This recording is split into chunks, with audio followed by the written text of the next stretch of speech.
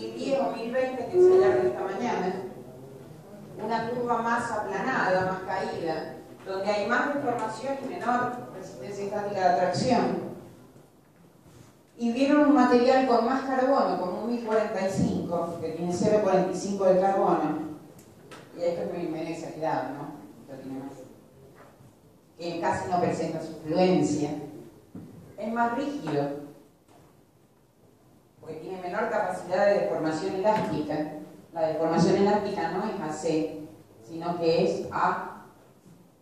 Tiene menor deformación elástica, hasta acá. Entonces el material es más rígido. Tiene menor capacidad de deformación homogénea.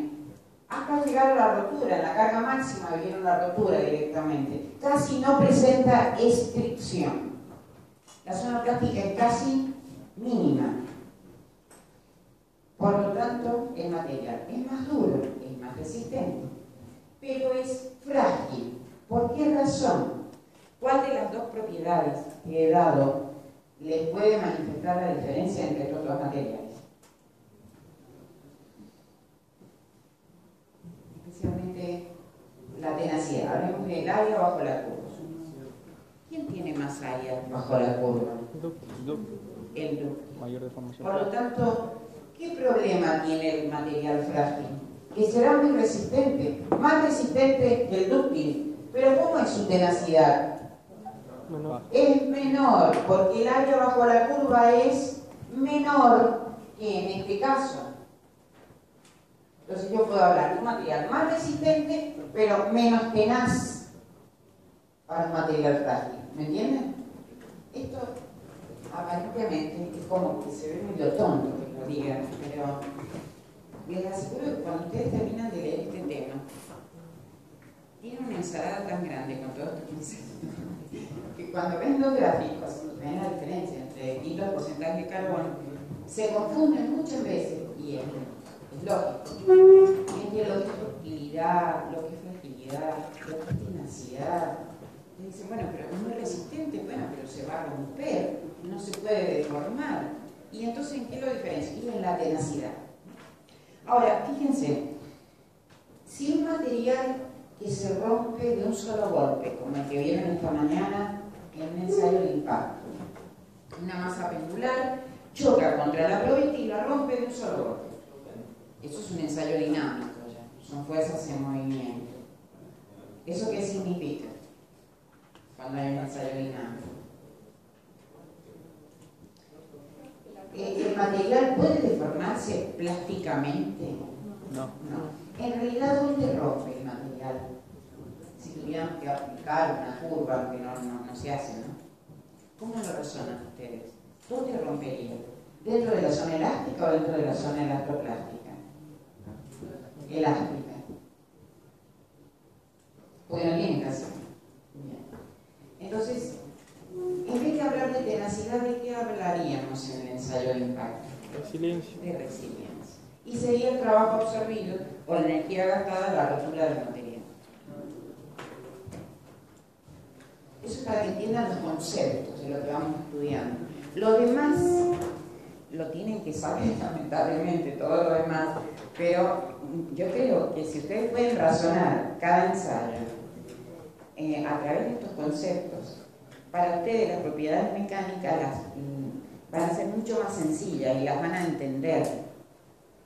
Y no se va a causar ese tipo de problemas entre tenacidad, ductilidad, fragilidad. Yo creo que ahora estaría entendido. ¿Se entiende ahora? Eso es lo que quise hacer ahora. Entonces esto me lleva tiempo para hacer razonar esto. Ahora tengo que ir a los ensayos. Profe, cuando disminuye la temperatura, disminuye la resiliencia, ¿no? Respecto a la temperatura, ¿qué es lo que sucede? Acá, nosotros vamos a tener un ensayo que no hacemos.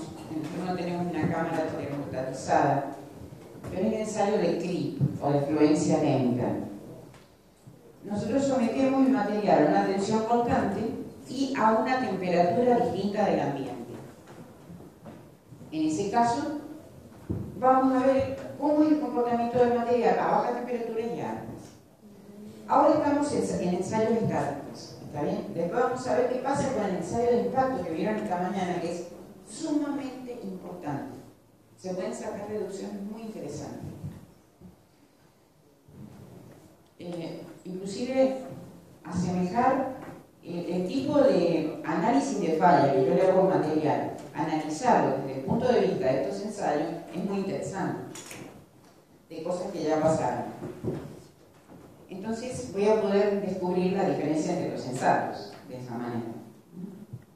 Pero si yo a un material al cual le estoy haciendo un ensayo estático, yo bajo la temperatura, supongamos que las probetas que ustedes ensayaron esta mañana, la tracción, una de 1020 o 1045, 1010 y 1045, le bajo la temperatura, pero una temperatura bien baja. Generalmente cuando bajo la temperatura, el material se comporta como frágil, como más resistente pero frágil, o sea, tiene menos tenacidad el material. Tiene menos tenacidad. En realidad, la resistencia a la reacción, al tener menos tenacidad, baja. Si aumento la temperatura por encima de cierto rango, se produce como un viscoelástico. Cuando vean polímeros, las ingenierías van a ver el comportamiento viscoelástico, es muy interesante, pero eso ya en polímeros. Pero también se habla de un comportamiento viscoelástico en los metales. A altas temperaturas hay una viscoelasticidad, donde lo más importante es la capacidad de deformación del material. El material se deforma mucho, pero es muy poco resistente. Y la diferencia es que a bajas temperaturas, como tiene un comportamiento más frágil, se rompe a través de los cristales. ¿Vieron los granitos que habíamos hablado? A través de los cristales se rompe. Y intercristalino sería cuando son altas temperaturas, donde el material se desgrana. Eso es producto de la energía. Pero estoy hablando de condiciones extremas, porque cuando van a la literatura van a ver de que hay periodos de temperatura en los que aumenta un poco, luego baja, eso depende del material. Lo que sí está claro es que las variaciones que sufre la resistencia a la tracción de un material con la temperatura es muy similar a la que sufre, por ejemplo, la resistencia a la fatiga. Y después, si hablamos de, justamente, la fatiga es un ensayo dinámico, porque es un estado cíclico de tensión. Y en el caso del impacto, también es un ensayo dinámico cuando la probeta rompe de un solo golpe. Y si esta mañana yo lamentablemente no pudimos lograr cambiar las temperaturas de las probetas en el ensayo de impacto, no teníamos el termómetro adecuado. Pero me encanta que levanten la curva de energía absorbida en función de temperatura. Yo ese análisis quiero que ustedes lo hagan de alguna manera, aunque sea, si no tenemos todo el material, lo haremos teóricamente, pero que sepan qué pasa con energía absorbida en función de la temperatura. Y así explicamos lo del titanio, las roturas por impacto. ¿Qué pasa con la temperatura crítica del material? El comportamiento frágil del material. ¿Por qué? Profe, lo que dijo usted con el aumento o disminución de la temperatura, o sea, si se comporta de forma frágil o dúctil, ¿tiene que ver con la energía del átomo? Por ejemplo, al tener mayor energía, los átomos tienen mayor vibración molecular y más fácil que se rompan de los enlaces y se genere el deslizamiento. Y eso nos genere la ductibilidad. Sí, estar más frío, estar más contraído. Efectivamente, hay un desplazamiento. La difusión, las leyes, la difusión de los metales, es algo que yo menciono siempre, pero no explico qué es. Explico que son movimientos de átomos que se facilitan con el aumento de temperatura. La temperatura le da energía a los átomos para movilizarse.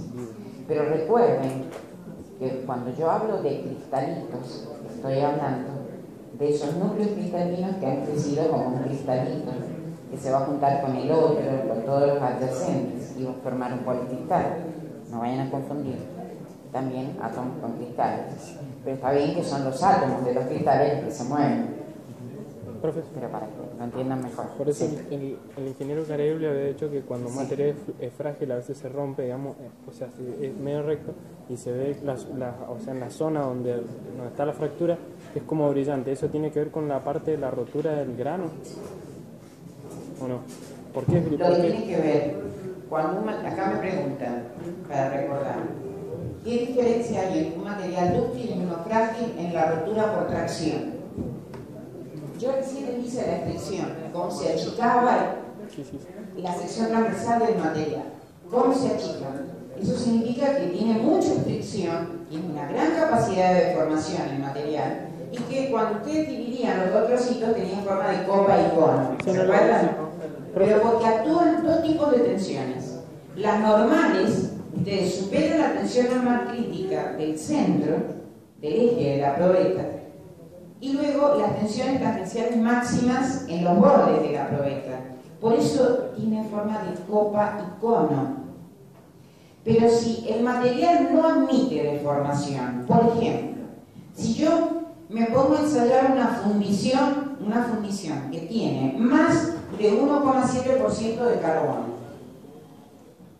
son todas fundiciones, pueden ser blancas, grises. Una fundición no tiene capacidad, el problema también pueden ser blancas, ¿no? Pero en general, cuando tengo mucho porcentaje de carbono, el material no va a tener capacidad de deformación. Entonces, la fisura se va extendiendo. Cuando llega a los bordes, no aparecen las tensiones tangenciales, sino que solamente predominan las tensiones normales. Entonces, ustedes tienen una probeta y la rotura se produce según una sección transversal al eje.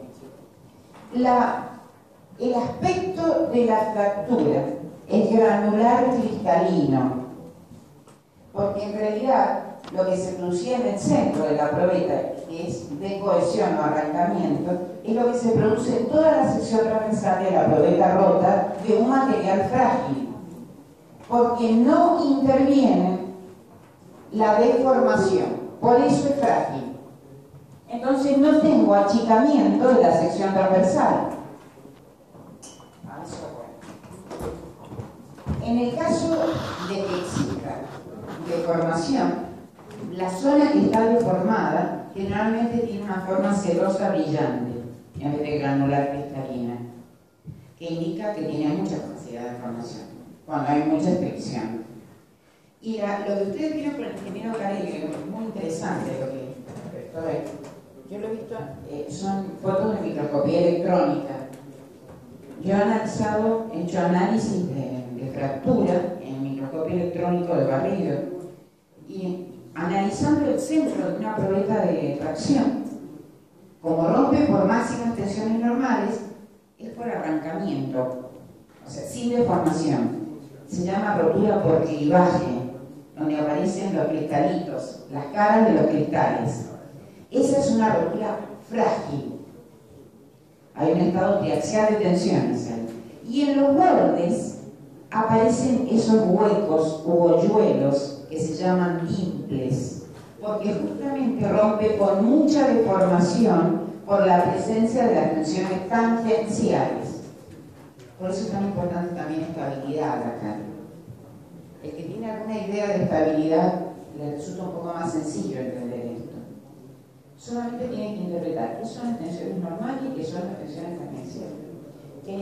Y en qué interfieren en la deformación o no del material, para que sean frágiles o dúctiles. ¿Está bien? ¿Se entendió? Sí. Acá podemos hablar de rotura. Cuando hablé de tracción, no vamos a someter a tracción al hormigón, porque un material frágil no es resistente a la tracción. A la compresión. En la madera sí. En la madera nosotros tenemos, esta mañana estaba mirando la maquinita chiquita que tenemos para hacer ensayos de madera y tiene una forma muy especial, en forma de cuña. Las probetitas, les aplicamos tracción y podemos ver en la carga máxima por la sección, nada más. Pero también se puede aplicar en madera, en cualquier material. O sea, esto lo hago extensible a cualquier material. Lo que sí, si me voy a cerámicos, dentro de los materiales compuestos estaría hormigón. Si me voy a cerámicos, estarían los cementos. Estarían los polímeros. Los agregados gruesos y finos estarían las parte de cerámica. Pero en el caso de los cerámicos el comportamiento es muy frágil. En el caso de los polímeros, no. Esas probetas, ustedes imagínense una probeta mecanizada como la que vieron esta mañana, los que la vieron, con extremos ensanchados de un polímero, de la pared de un tubo. Se empieza a deformar, no termina nunca el ensayo. Hemos estado 2 a 3 horas ensayándolo. Eso a veces cuando uno no tiene la velocidad de deformación adecuada. ¿En qué, profe? ¿En qué dijo que formaba? ¿De qué En era? plástico, en polietileno lo he hecho. Eso pues son fibras. Se empieza a deformar, la zona de longitud calibrada empieza a aumentar su longitud y se extiende. Muchito. Aparece una